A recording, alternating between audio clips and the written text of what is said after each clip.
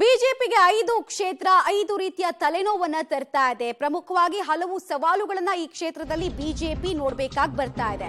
ಎಷ್ಟೇ ಪ್ರಯತ್ನ ಪಟ್ಟರೂ ಇಲ್ಲಿನ ಸ್ಥಿತಿ ತಿಳಿಯಾಗ್ತಾ ಇಲ್ಲ. ಯಾವ್ದು ಡೀಟೇಲ್ಸ್ ನೋಡ್ತಾ ಇದ್ವಿ. ಚಿಕ್ಕಬಳ್ಳಾಪುರ, ಹಾಸನ, ಶಿವಮೊಗ್ಗ, ತುಮಕೂರು ಜೊತೆಗೆ ಉತ್ತರ ಕನ್ನಡ. ಈ ಲೋಕಸಭೆ ಚುನಾವಣೆಗೂ ಮುನ್ನ ಬಿಜೆಪಿಗೆ ಇಲ್ಲಿರುವಂತಹ ಬಂಡಾಯದ ಬೇಗುದಿಯನ್ನ ಆರಿಸೋಕೆ ಇನ್ನೂ ಸಾಧ್ಯವಾಗಿಲ್ಲ. ಹಲವರ ಭಿನ್ನರಾಗ ಪಕ್ಷದ ಮೇಲೆ ಹೇಗೆ ಹೊಡೆತ ಬೀಳುತ್ತೆ ಅನ್ನೋ ಆತಂಕದಲ್ಲೇ ಕಾಲ ಕಳೀತಾ ಇದ್ದಾರೆ ರಾಜ್ಯ ನಾಯಕರು. ಒಂದ್ ಕಡೆಗೆ ಚಿಕ್ಕಬಳ್ಳಾಪುರದಲ್ಲಿ ಎಸ್ಆರ್ ವಿಶ್ವನಾಥ್ ಬಹಿರಂಗ ಅಸಮಾಧಾನ ವ್ಯಕ್ತಪಡಿಸ್ತಾ ಇದ್ದಾರೆ. ಹಾಸನದಲ್ಲಿ ಪ್ರಜ್ವಲ್ ಪರ ಪ್ರಚಾರಕ್ಕೆ ಇಲ್ಲಿ ತನಕ ಪ್ರೀತಂ ಗೌಡ ಹೋಗ್ತಾ ಇಲ್ಲ. ಪ್ರಚಾರಕ್ಕೆ ಹೋಗೋದಿರ್ಲಿ, ಹೆಸರು ತಗೊಳ್ಳೋಕೆ ರೆಡಿ ಇಲ್ಲ. ಶಿವಮೊಗ್ಗದಲ್ಲಿ ಟಿಕೆಟ್ ಸಿಗದೆ ಈಶ್ವರಪ್ಪ ಅಂತೂ ಬಂಡಾಯದ ಸ್ಪರ್ಧೆಗೆ ಇಳಿದಿದ್ದಾರೆ. ಉತ್ತರ ಕನ್ನಡದಲ್ಲಿ ಕಾಗೇರಿ ಅವರ ಕೈಗೆ ಅನಂತಕುಮಾರ್ ಹೆಗಡೆ ಸಿಗ್ತಾ ಇಲ್ಲ. ತುಮಕೂರಿನಲ್ಲಿ ಇವತ್ತು ನೋಡಿದ್ರೆ ಮುದ್ದಹನುಮೇಗೌಡ ಹಾಗೂ ಮಾಧುಸ್ವಾಮಿ ಅವರ ಭೇಟಿಯಾಗಿದೆ. ಸೊ 5 ಕ್ಷೇತ್ರದ ಬಂಡಾಯದ ವಿಚಾರದಲ್ಲಿ ರಾಜ್ಯ ಹಾಗೂ ಕೇಂದ್ರದ ಬಿಜೆಪಿ ನಾಯಕರು ಸಂಧಾನ ನಡೆಸೋದಕ್ಕಾಗದೆ ಕೈಚಲ್ಲಿ ಕೂತ್ರ, ಫೇಲ್ಯೂರ್ ಆದ್ರ ಅನ್ನೋ ಪ್ರಶ್ನೆ ಪ್ರಮುಖವಾಗಿ ಕಾಡ್ತಾ ಇದೆ.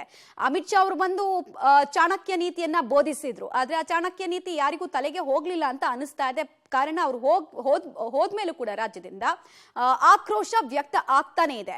ಯಾವ್ಯಾವ ಕ್ಷೇತ್ರದಲ್ಲಿ ಏನೇನ್ ಸಮಸ್ಯೆ ಇದೆ ಅನ್ನೋದನ್ನ ನಾವು ಹೇಳ್ತಾ ಇದ್ವಿ. ಚಿಕ್ಕಬಳ್ಳಾಪುರದಲ್ಲಿ ಬ್ರೇಕ್ಫಾಸ್ಟ್ ಮೀಟಿಂಗ್ ಅನ್ನ ಕೂಡ ಎಸ್ಆರ್ ವಿಶ್ವನಾಥ್ ಹಾಗೂ ಸುಧಾಕರ್ ನಡುವೆ ಆಯೋಜನೆ ಮಾಡಲಾಗಿತ್ತು. ಬಟ್ ಕೇವಲ ಬ್ರೇಕ್ಫಾಸ್ಟ್ ಮೀಟಿಂಗ್ ಮಾತ್ರ ಶಾಂತಿ ಸೂತ್ರ ಸೀಮಿತವಾಗಿತ್ತು ಅಂತ ಅನ್ಸುತ್ತೆ. ಪರಿಸ್ಥಿತಿ ಬದಲಾಗಿಲ್ಲ. ಈ ಕಡೆ ನಾವು ಗಮನಿಸ್ತಾ ಇದ್ದಾಗ ಹಾಸನದ ಸುದ್ದಿಯನ್ನು ನಾವು ನೋಡ್ತಾ ಇದ್ವಿ. ಬೆಳಗ್ಗೆಯಿಂದ ಕೂಡ ಅದ್ರ ಬಗ್ಗೆ ನಾವು ಡೀಟೇಲ್ಸ್ ಅನ್ನ ಕೊಡ್ತಾ ಇದ್ವಿ. ಪ್ರಜ್ವಲ್ ಪರ ಪ್ರಚಾರಕ್ಕೆ ಪ್ರೀತಂ ಗೌಡ ಅವರು ಹೋಗೋದಕ್ಕೆ ರೆಡಿ ಇಲ್ಲ. ಇನ್ಫ್ಯಾಕ್ಟ್ ಅವರ ಹೆಸರು ಎತ್ತೋದಕ್ಕೂ ರೆಡಿ ಇಲ್ಲ. ಎಷ್ಟರ ಮಟ್ಟಿಗೆ ಅವರಲ್ಲಿ ಬೇಗುದಿ ಕಾಡ್ತಾ ಇದೆ, ವೈಮನಸ್ಸು ಪ್ರಜ್ವಲ್ ರೇವಣ್ಣ ವಿರುದ್ಧ ಕಾಡ್ತಾ ಇದೆ ಅನ್ನೋದಕ್ಕೆ ಪ್ರತಿ ಉತ್ತರವೂ ಕೂಡ ಸ್ಪಷ್ಟ ಆಗ್ತಾ ಇದೆ.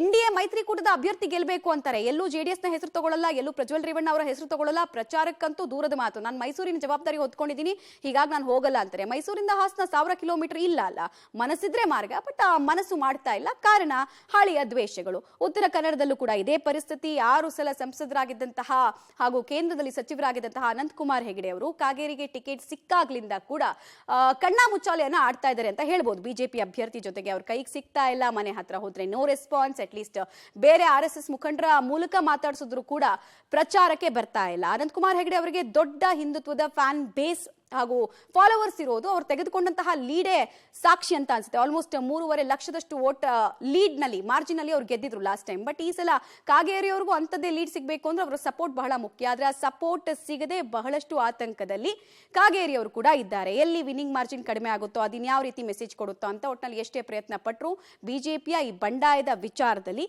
ಯಾವುದೇ ಉತ್ತರ ಅಥವಾ ಸ್ಪಷ್ಟತೆ ಇನ್ನೂ ದಕ್ಕದೇ ಇರೋದು ಬಿಜೆಪಿ ಬೆಂಕಿಯ ಬಂಡಾಯದಲ್ಲಿ ಹೇಗೆ ಬೇಯ್ತಾ ಇದೆ ಇರೋದಕ್ಕೆ ಉದಾಹರಣೆ.